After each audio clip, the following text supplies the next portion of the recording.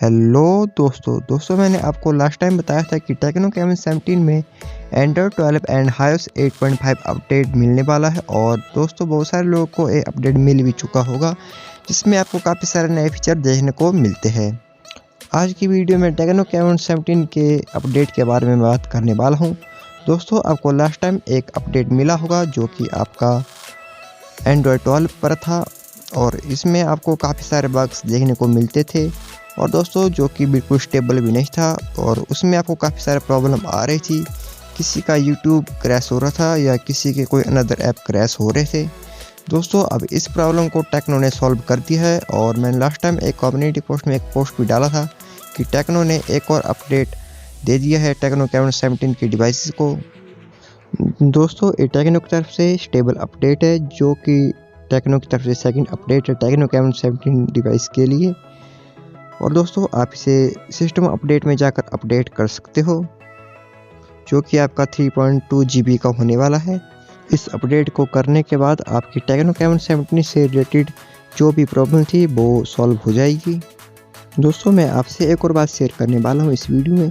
दोस्तों अब techno caiman 17 में iOS 8.5 अपडेट के बाद आपको iOS 8.6 अपडेट भी देखने को मिल सकता है।